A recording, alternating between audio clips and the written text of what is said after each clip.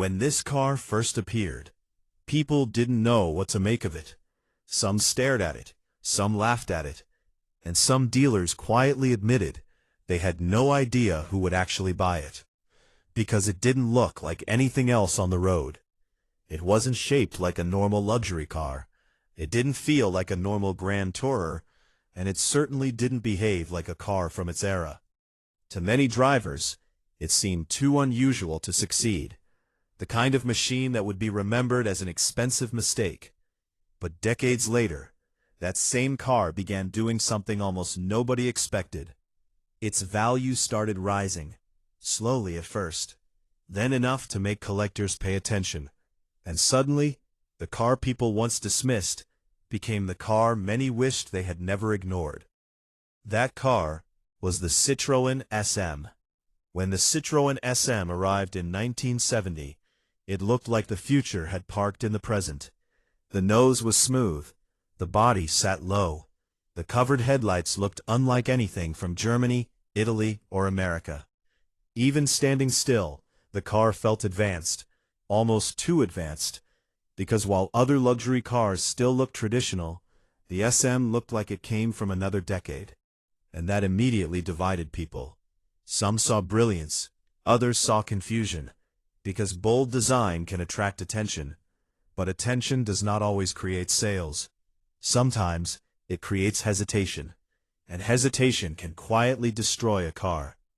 That became the first challenge. The second was even more surprising, because the Citroën SM did not just look different. It drove differently, too. The moment people sat behind the wheel, they realized this was no ordinary car. The steering felt light, almost effortless. The suspension moved in a way most drivers had never felt before. Instead of crashing over rough pavement, the car seemed to glide above it. Broken roads felt softer, long highways felt smoother, and passengers often noticed the difference immediately. For some owners, it felt incredible. For others, it felt unsettling, because people often trust what feels familiar, and the SM felt nothing like familiar. That was the paradox. The very thing that made the car special also made some buyers nervous. Then there was the engine. Citroën wanted the car to feel refined, but still fast enough to deserve its price, so they used a Maserati V6. That alone made people curious, a French luxury car with Italian performance engineering. It sounded exotic, because it was, and when everything worked properly, the SM could feel remarkable, comfortable at speed, stable at high pace, quiet on long drives. It wasn't built to be loud. It was built to feel sophisticated, and for drivers who understood it, that made the car unforgettable. But there was one serious problem. Owning it could be complicated, because advanced engineering can be exciting until something breaks. And when the SM needed repairs, many mechanics simply didn't know what they were looking at. The hydraulic system was unfamiliar, the suspension was complex, and routine service could become frustrating. Fear. Not because the car was bad, but because many owners worried they wouldn't be able to keep it running. And once fear enters a market, buyers disappear quickly. That fear spread. Some owners praised the car. Others warned people to stay away. Soon, the Citroën SM developed two very different reputations. To some people, it was genius. To others, it was trouble. And once a car gains that kind of split reputation, sales can collapse fast.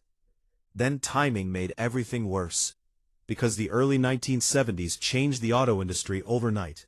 Fuel prices surged, economic pressure grew, buyers became cautious, and expensive grand touring cars suddenly became harder to justify. Even beautiful ones, even rare ones, even innovative ones. The SM entered the market at the wrong moment. And sometimes, timing matters more than engineering. Sales slowed, interest faded, and before long, the car quietly disappeared from showrooms. To most people, it seemed like the experiment had failed. Another ambitious car that arrived before buyers were ready. For years, that appeared to be the end of the story. But the collector world sees things differently. Because time can completely change the way people judge a car. What once looked strange can later look visionary. What once felt risky can later feel desirable. And that is exactly what happened. Years passed, and enthusiasts began noticing something. The Citroën SM was unlike anything else. Not partly different, not partly strange. Completely different. Its shape, its engineering, its presence. There was simply nothing else that felt the same. And in the collector market, uniqueness can become extremely valuable. Because ordinary cars can always be replaced, extraordinary ones cannot. That changed everything. As clean examples became harder to find, people started paying closer attention. Collectors who once overlooked the SM began searching for the best surviving cars. And as demand slowly increased, prices followed. Not because the car suddenly changed. The car stayed exactly the same. What changed was perspective.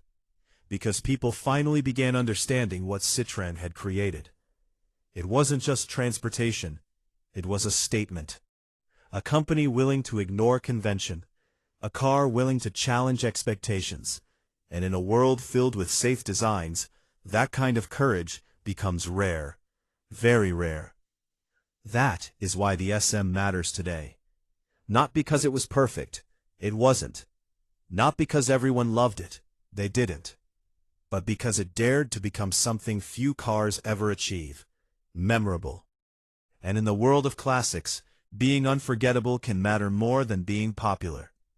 That may be the most fascinating part of all.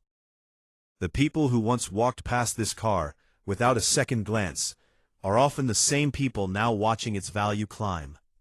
Because sometimes, the cars people misunderstand first become the ones they regret later. And sometimes, the world simply needs time to catch up. If you had seen the Citroën SM when it was new, would you have dismissed it too? Or would you have recognized? And that may be the most surprising part. Because the Citroën SM did not become desirable because the car changed. It became desirable because people changed. The same design that once confused buyers now feels bold. The same engineering that once scared owners now feels visionary. And the same car that once sat unnoticed is now becoming harder to ignore.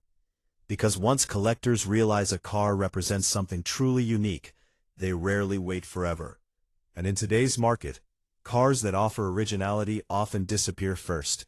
Not because everyone suddenly wants them, but because the right people finally do.